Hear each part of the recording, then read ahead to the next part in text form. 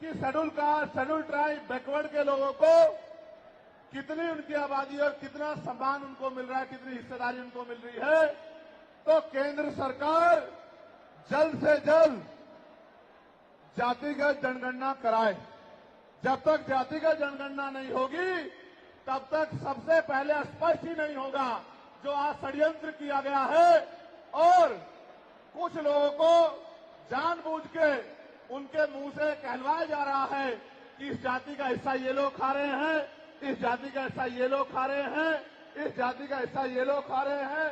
मैं चंद्रशेखर आजाद आपको वचन देके कहता हूं, अपने बहुजन समाज के सामने जातिवार जनगणना कराइए, उसके आंकड़े सार्वजनिक कराइए। अगर अंतिम पायदान पर रहने वाले जिनको डीएससी के भाई कहा गया है, जो हमारा परिवार है, अगर उनका 1% आरक्षण भी पॉइंट के बराबर भी कमजोर पड़ रहा होगा तो मैं वचन देता हूं कि इससे बड़ी रैली उनके समर्थन में हम लोग करेंगे। मैं फिर आपसे कह रहा हूं, आप याद करो, जब से इस देश में आरक्षण व्यवस्था लागू हुई है, इस आरक्षण को खत्म करने के लिए चाहे वो कांग्रेस पार्टी रही हो या भारतीय जनता पार्टी रही हो या और कोई मनुवादी दल रहा हो, इन्होंने एडी चोटी के जोर लगाए। और आज जिन जातियों को गाली दी जा रही है, ये वही जातियां हैं जिन्होंने अपने बच्चे कुर्बान कर दिए लेकिन अपने अधिकारों की रक्षा की और आज भी इस देश में आरक्षण बचा हुआ है, नौकरियां बची हुई है, हिस्सेदारी बची हुई है, राजनीतिक व्यवस्था कायम है, लोकतांत्रिक व्यवस्था है। तो धन्यवाद करना चाहिए उन जातियों का जिन्होंने अपने प्राणों का बलिदान दे दिया, लाठी डंडे खाए, गोलियां खाई, लेकिन अपने अधिकारों को छीनने नहीं दिया। सब लोगों को उनका धन्यवाद करना चाहिए। लेकिन दुश्मन का ये षड्यंत्र है और दुश्मन बड़ा समझदार है। दुश्मन जानता है कि 2 अप्रैल 2018 के बाद में ये दलित समाज एकजुट हो गया था। जब दलित समाज एकजुट हुआ तो वो ये सोचने लगे कि इनकी एकता को कैसे तोड़ा जाए। आप और मैं जानते हैं, जब हम मुट्ठी बनकर रहेंगे तो कोई हमारे अधिकारों को नहीं छीन सकता, लेकिन जब जब हम बट जाएंगे, एक उदाहरण के तौर पे बताता हूं, अगर आप झाड़ू की सिक्कों को इकट्ठा कर दोगे, वो सिक्के जो हैं एकजुट हो जाएंगे, उनको बांध दिया जाएगा तो वो सारा कचरा साफ कर देंगे। लेकिन अगर वो जो सिक्के होते हैं, अगर आपने उनको अलग अलग कर दिया तो वो कचरा साफ नहीं कर पाएंगे, वो खुद कचरा बन जाएंगे, उनकी कोई हैसियत नहीं बनेगी। इसलिए हमारे महापुरुषों ने बहुजन समाज में भाईचारे की बात की। और आप महसूस करो, बाबा साहब अम्बेडकर ने क्या नारा दिया? शिक्षित बनो, संगठित रहो और संघर्ष करो। हमें शिक्षित भी बनना है, संगठित भी होना है और अपने विरोधियों, बैरियों के खिलाफ संघर्ष भी करना है, अपने अधिकारों के लिए संघर्ष भी करना है। मैं जब देश के बाहर गया तो मैंने देखा कि वो लोग तरक्की कर रहे हैं, उनकी जिंदगी खुशहाल है, उनकी जिंदगी अच्छी बन रही है। लेकिन उनकी जिंदगी तो अच्छी बन रही है, लेकिन 75 साल की आजादी के बाद आज भी भारत में 80% लोग ऐसे हैं जो रोटी, कपड़ा, मकान से वंचित है, जिनको इज्जत की जिंदगी नहीं मिल रही। तो मैं ये देख रहा था, मुझे बड़ी खुशी हो रही थी, लेकिन जब मैं भारत की तरफ देखता हूं तो बड़ी निराशा हाथ लगती है। फिर ये महसूस करता हूं कि आज जो कुछ हमारे पास है वो हमारे महान पुरुषों की संघर्ष की वजह से है। अगर हमारे महान पुरुष संघर्ष नहीं करते तो जो आज हमें मिला है ये भी हमें किसी कीमत पे नहीं मिलता। आप जानते हैं, हमेशा आरक्षण के खिलाफ चाहे सुप्रीम कोर्ट हो या मनुवादी दल हो, सब लोगों ने आरक्षण को समाप्त करवाने के लिए एडी चोटी के जोर लगा दिए। और इसका सबसे बड़ा हमला इस पे कब हुआ? जब 10% ईडब्ल्यूएस लागू हुआ।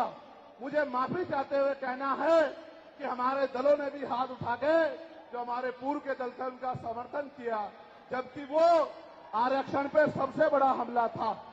अगर उसी दिन हम लोगों ने सड़कों पर निकल के अपनी आवाज को उठाया होता तो किसी की मां ने दूध नहीं पिलाया होता कि वो दोबारा आरक्षण पे हमला करने के बारे में सोच लेता।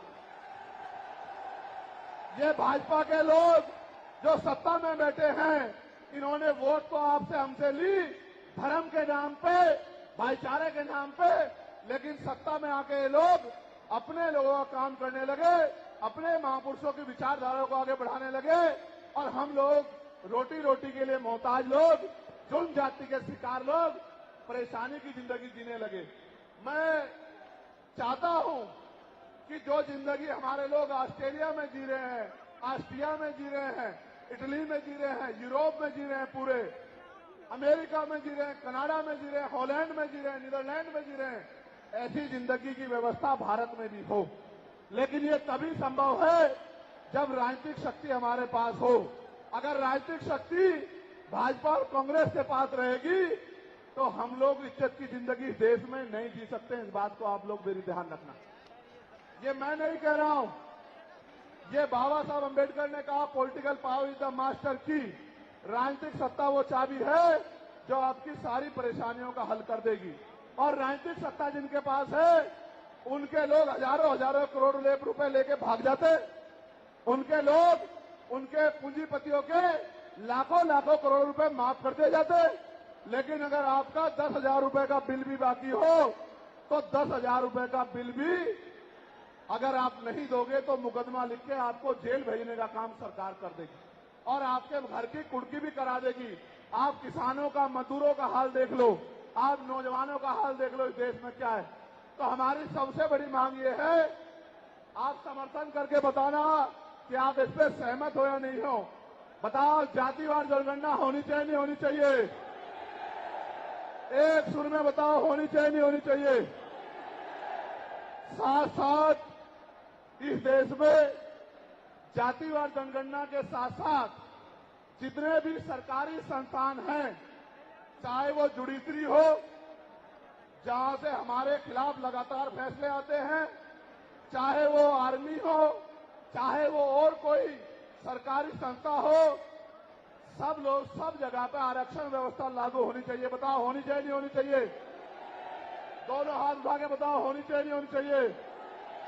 बहुत अच्छी बात।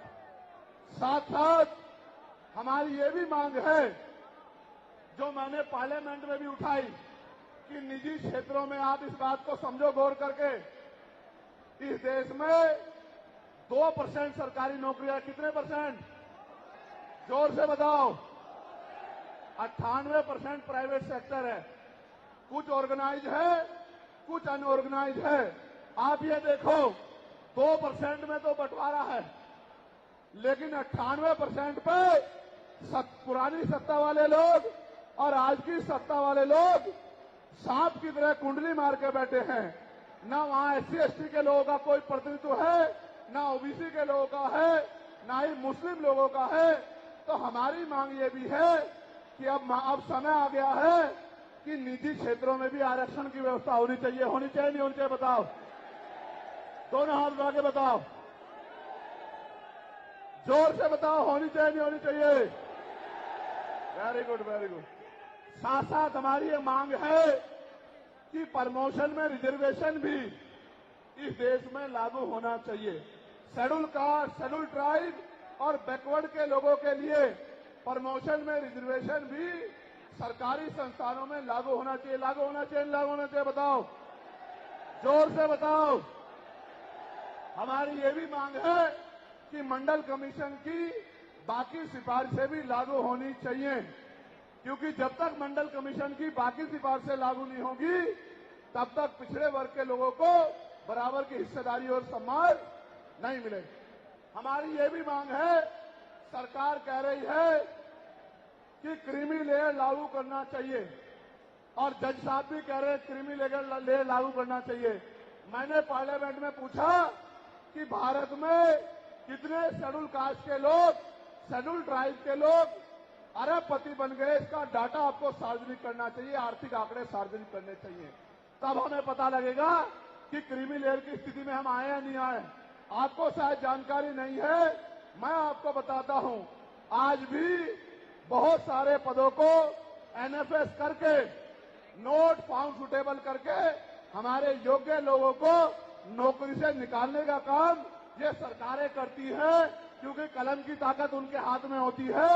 जिनकी राज सत्ता पे कब्जा होता है, हमारे लोगों का राज सत्ता पे कब्जा नहीं है, इसलिए सारी योजनाएं हमारे खिलाफ बनती हैं। हमारी ये भी मांग है, जिस पर मैं गौर कर रहा हूं, सरकार ने कहा, मैं आज इस पर भी बोलूंगा।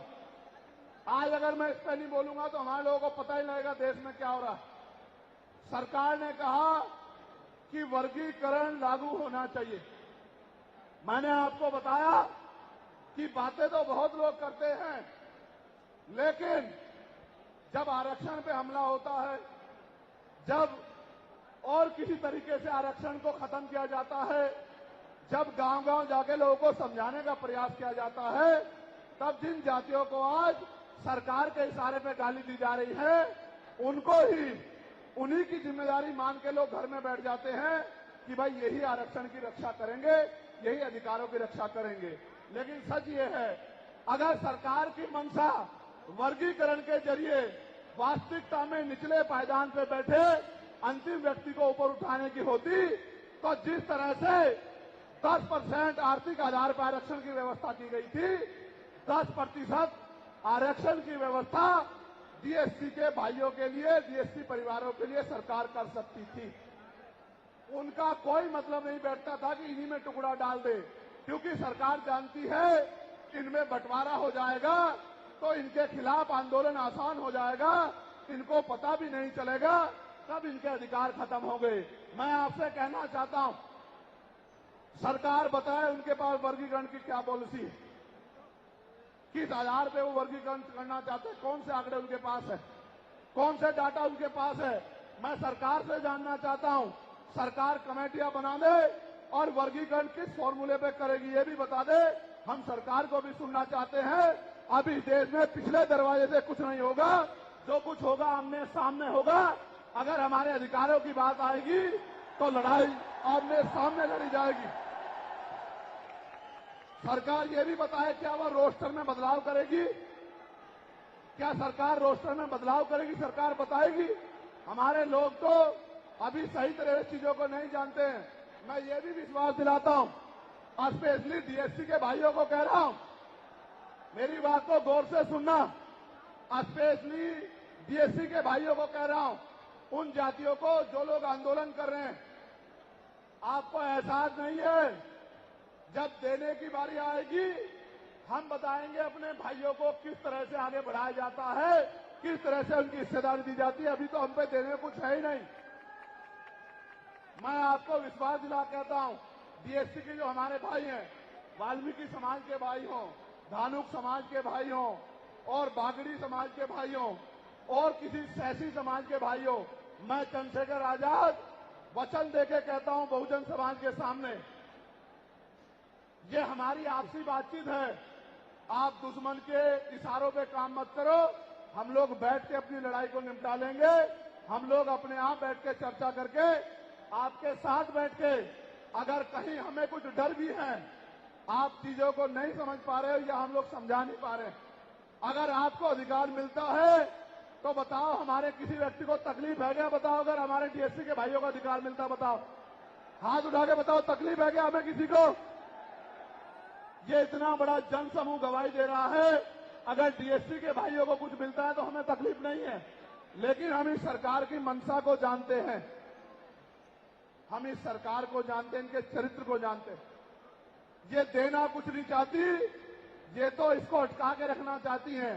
आप ये देख लेना, इन्हीं के कुछ लोग पहले सुप्रीम कोर्ट चले जाएंगे। जैसे उदाहरण के तौर पे गौर करो, 69,000 शिक्षक भर्ती में सरकार ने 20,000 पदों पे घोटाला किया। हम लोगों ने आंदोलन किया तो सरकार ने 6,800 नियुक्ति की लिस्ट जारी की। फिर अपने लोगों को हाईकोर्ट भेज के उस पर रोक लगवा दी।